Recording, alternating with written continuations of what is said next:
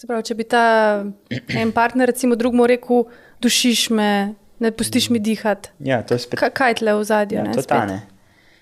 To je v bistvu neko diagnosticiranje oziroma obtoževanje, ne. Ja, ti me ful dušiš, ne. Res me dušiš, ne. Mislim, res, jaz ne morem več, ne. Kaj v bistvu on govori? On pač neka projekcija se dogaja. On jo obtožuje, v bistvu se po njem dogaja, jaz bi recimo ugibal, ne.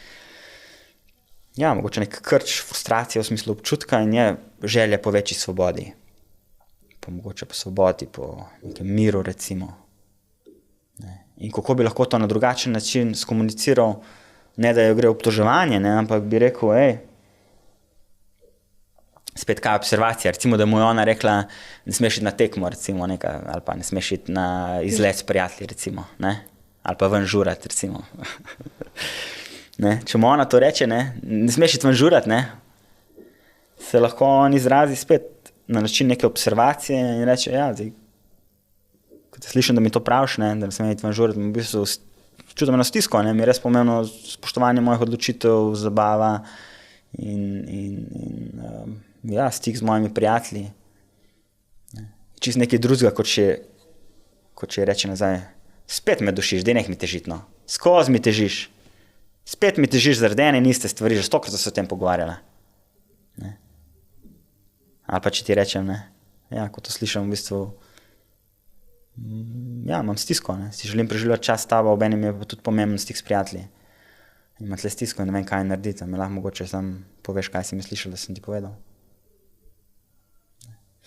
To je recimo en način, ne, ali pa še prej, kaj bi bilo še po eni strani še boljše, ne, če se ona no, di reči spet, ne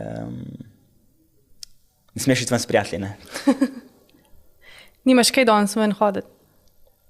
In tle se lahko spet recimo, ne, proti takemu izrazu se lahko začnemo upirati, gremo te standardni načini odzivanja so ta boj, beg oziroma zamrznitev, ne. Ali smo da izfajto s tabo na polno, ne, ali bom zbežal, ne, ali bom rekel, ne, aj čau, ne, ali bom pa pač zmrznil in otopel, ne.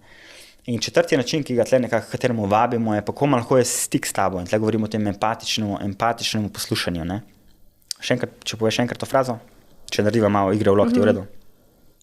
Kar to isto frazo. Nimaš kaj ven hoditi spet? Ja, če te prav slišam, te v bistvu si v eni stiski, ko vidiš, da si želim iti ven s prijateljem, bi si res želela več enega obzira, ali sem te prav razumel? Ja. In že tle, mislim... In pa se že razorožiš, ne, človeka. Ne. Ja, v bistvu, zakaj? Zaradi tega, ker lahko se naučimo tega poslušanja, ker ta tvoj izraz je bil zelo šakali, zelo v smislu, ne, neka zahteva, ne. Lahko bi šla še globlje na to, ne. Ampak za vsako zahtevo, kaj se skriva? Zahteva je poskus zadovoljitve določenih potreb. In spet, ker recimo v tem primeru ti nisi sposobna sprocesirati teh svojih občutkov, ne, ki se strigira v tebi, ko vidiš recimo partnerja, da hoče se dobiti s prijatelji, ne, avtomatsko greš pač, ne smeš iti, ne. Zakaj? Zato, ker je tle frustracija.